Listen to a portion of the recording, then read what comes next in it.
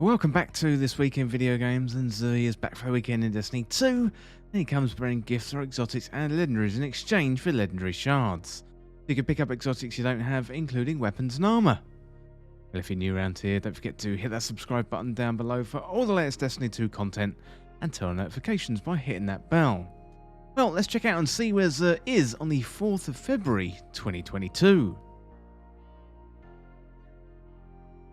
As you can see, Xur is on the EDZ for the weekend. What I want to do is land here down by the Winding Cove. Head on over to this wreckage over here, and then you will find Xur.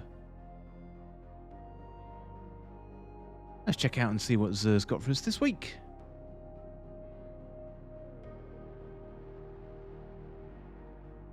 For the weapon, he has Telesto, famously the most broken weapon in the game.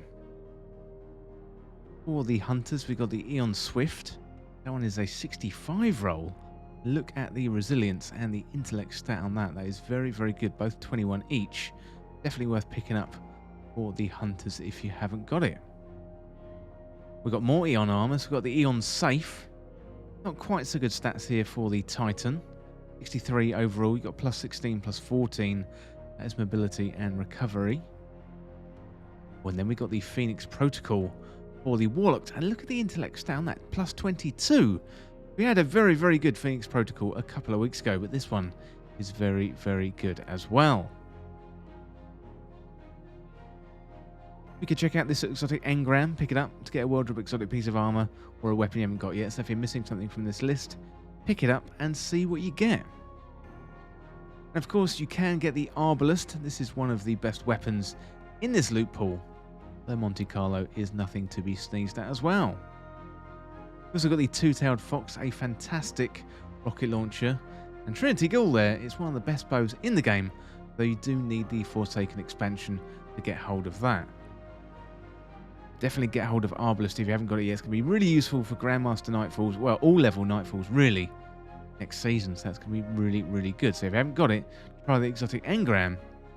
And it should have exotic protection to help you get the Arbalest. Let's have a look at the loot in a little bit more detail, starting off with the exotic loot. So first up we got Telesto. This one of course comes with unplanned reprieve, so fusion projectiles attach and detonate with a delayed void blast. We've got the Aeon Armor, very, very good for high-level Nightfalls and endgame PvE content. These, of course, have different perks than the rest of the armor, so this one comes with Sector Force, although you can change it. The rapid precision hits with a weapon temporarily increase your reload speed and weapon swap speed, and also when you stun a champion or defeat a boss or mini-boss, your nearby fire team members gain a burst of grenade and melee energy, and Aeon Cult allies who do not have the Sector Force equipped also gain a burst of super energy too.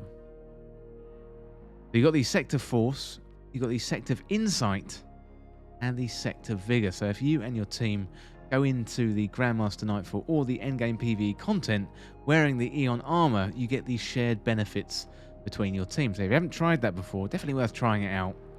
Especially if you're a hunter, this one is a 65 stat roll, so resilience plus 21, intellect plus 21, so really, really good stuff. Then we've got the Aeon Safe. Those are for the Titans. Again, these are gloves. Essentially, you get the same perks on here. So you've got the Sector Force, you've got the Sector of Insight, and the Sector of Vigor. And you can, of course, mix and match between your fire team. Check out the descriptions there. Really, really good stuff. Well, finally, we've got the Phoenix Protocol. This one has a plus 22 intellect stat. Amazing. And plus 66 overall. That is definitely not to be sneezed at. Phoenix Protocol, obviously one of the best Warlock pieces of exotic armor in the game, and this one comes with Battle Hearth, so kills and assists that you make while standing in your Well of Radiance return super energy. Basically, this is an essential piece of exotic armor, and also has one of the best looking ornaments in the game for Warlocks. Absolutely fantastic. Definitely recommend picking this one up if you haven't got it yet. Well, that is the exotic armor for the week. Next up, let's have a look at the legendary weapons and the legendary armor for the week. So, first of all, we have the True Prophecy. This one was very popular a while ago. This is a kinetic hand cannon. This one comes with opening shot and elemental capacitor. The 120 hand cannons did dominate the sandbox. That was up until, I think, Season of the Lost, when 140s made a return. But opening shot and elemental capacitor is not quite the god roll, but it is pretty good. So opening shot is a very, very good perk to have on a 120 hand cannon, and True Prophecy is one of the best. But then we've got the 7th Seraph Carbine. This one comes with hipfire grip and rangefinder. That is not too bad at all. I think I'm going to give that one a miss though. Then we have the Last Dance. This one comes with moving target and tap the trigger. This, of course, is an Arc Energy sidearm. Moving target, tap the trigger. Could be good for PvP. Don't really use sidearms in PvP myself. Unfortunately, I'm not as good as True Vanguard. But then we got the Wishbringer. This is an energy shotgun of the solar type. So this one comes with threat detector and moving target. It's pretty good. That is pretty good for PvP, I must say. Then we got the Truth Teller. This one is a lightweight frame, void special weapon. So this is a grenade launcher in the energy slot. This one comes with feeding frenzy and multi-kill clip. Too bad. I think I am going to pass. Then we got Honor's Edge. This is a power sword, so tireless blade and shattering blade. Not too bad, that one at all. And then, well, we've got Trials Loot. So we've got Tomorrow's Answer. This one isn't in the Trials Loot pool at the moment. But as we had the Scout Rifle a couple of weeks ago, and this one comes with tracking module and Thresh. That is really definitely worth your while picking up. Any rocket launcher with tracking module is very, very good. So let's check this out in a little bit more detail. This one is a high impact frame, slow firing and high damage. The weapon is more accurate when stationary and aiming down sights. This one is a Void power rocket launcher, so Void going to be really, really good for next season. Look at the blast radius on that. We've got volatile launch, linear compensator, alloy casing, high velocity rounds. So there, if you've got volatile launch, high velocity rounds, tracking module, you stick Argent Ordnance on that as well.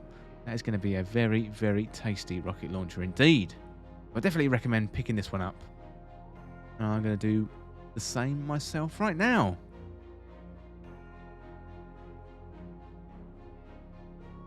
Well, next up, let's check out the armor for the week. So we've got the Gemsim Knight gauntlets and the whole set, really. The Gemsim Knight set. Have a look and see what this looks like. Pretty cool. What stats we got for the Titans? We've got 63 on the arm, 61 on the chest, 59 for the helmet, 2 for the legs. So that's some pretty good armor. To say, pretty good looking armor as well. Very, very nice indeed.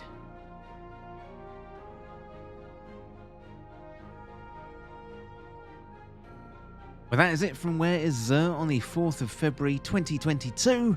And he, of course, is going to be hanging around on the EDZ until reset on Tuesday. So if you want to pick up any of these exotics or the legendaries that you've seen today, go and find him and trade in those legendary shards. Definitely recommend picking up that Tomorrow's Answer. Really, really good. And if you haven't got the Eon gauntlets for the Hunter or for the Titan, then they're definitely worth picking up as well. And that Phoenix Protocol looks pretty good too. No doubt we're going to get a report from the Telesto bug report later on in the weekend, given that Telesto has released via Xur. It always tends to break the game over the weekend somehow. Hopefully that won't happen, but you know what Telesto's like. Every time it gets sold by Xur, a game-breaking bug seems to happen. Well, thank you so much for watching, and for more Destiny 2 content like this, like, subscribe and share with a friend. You can check me out on Twitter at TWIVG Podcast. If you enjoyed this video and found it useful, liking and sharing the video would really help me out. Otherwise, check out the other videos on the channel. Well, thanks again. I'll see you soon.